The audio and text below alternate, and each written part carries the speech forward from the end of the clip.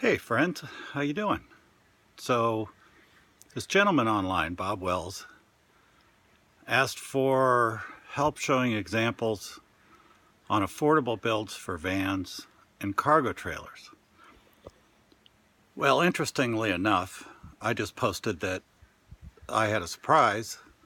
Unfortunately, part of the surprise was we were going to tour a factory in Oregon and I was unable to get the tour. So I am back here in San Jose, up here in Folsom, getting ready to work on the new surprise, which you guys probably already figured out because you know I have the van, right? But what I picked up is a 7x14 cargo trailer. So, sorry for the movement in the background. I'm going to give you a quick peek inside and then we're going to talk about what it might look like. This will be short and sweet. I did order this with a lot of extras. And if you can do it, I would suggest that. It took 5.5 months to get this from the factory. And while it's not perfect, it's much easier. So as you see, I've got a headliner. I've got it wired for, and the roof set up for an air conditioner here where this vent is. And then I've got a fantastic fan mounted here that's already hooked up. The roof is insulated. The walls are insulated. It's got a 30 amp power installed, as you can see there. Came with a battery, which I'm replacing. It's a dual purpose. And windows. On the passenger side, I've got a 30x30. And on the driver's side, I've got a 30x15.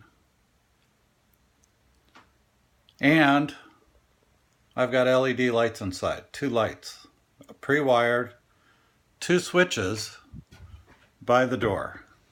So I'll go ahead and, as you can see, the light goes on.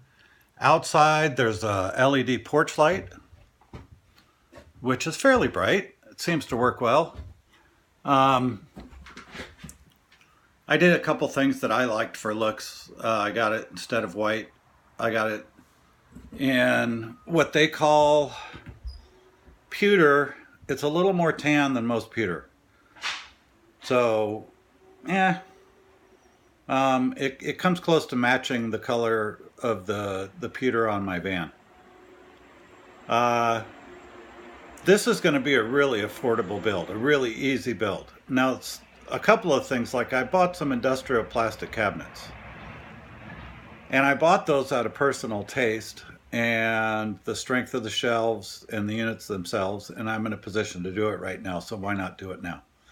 It's not required. You can get these cheap, you can get them used on Craigslist.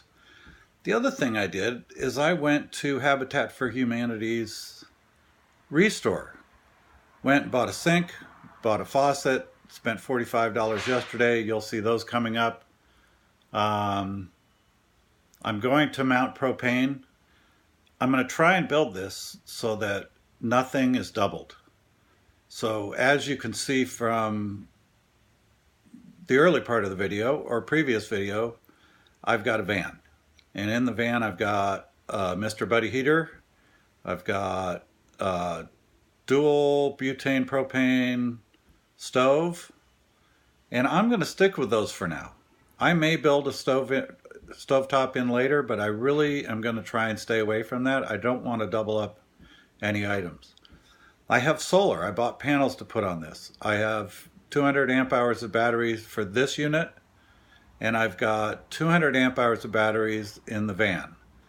The batteries in the van are AGM. The batteries going in this are lithium. I should get a lot more use out of them. They're a lot lighter, and that's the other big issue or big goal with this van, with this trailer, is I really want to keep it lightweight. I want it to be easy to tow. I don't want it to be a pain.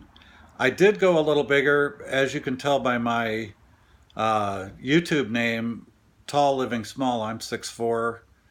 I wanted my bed to go across, so instead of going 6 foot wide or 6 by 12, I just upsized. I went 7 by 14. I would have gone 7 by 16 and would have been probably my max, but it would have been 2 axles. And that unit would have weighed, with the steel frame, would have weighed around 2,550, 2,600 pounds. This weighed 1950 is what it's rated at before they added the items. With the windows and insulation and everything added, it came out to 20 or 2,000, I think it's 2,040 or 2,060 pounds. Has a single axle, which is rated at 3,500 pounds. So I've got 1,440 pounds to play with. My entire goal is, fully loaded on the road, I want this to be under 3,000 pounds. What I would like is fully built with solar for this unit to be under 26. I'd really like it under 25, but I'm not sure I can pull that off. We'll see. I am not going to go with a vinyl floor or plank floor. The weight just doesn't pay for itself. It just doesn't make sense. My goal is to paint the floor with, I've used interior, exterior, porch and deck paint. Interior, exterior, because it doesn't off-gas like a porch and deck paint. A lot of people don't care. I don't know that I should, but I'm trying to be smart about the build. I'd prefer not to have a lot of off-gassing. And if you look at the plywood on the walls, that's not going to happen unless I seal it all. So I'm going to do my best. I'm going to primer the whole thing. I'm still going to get some off-gassing from the glues from the plywood, and I'm just going to live with it.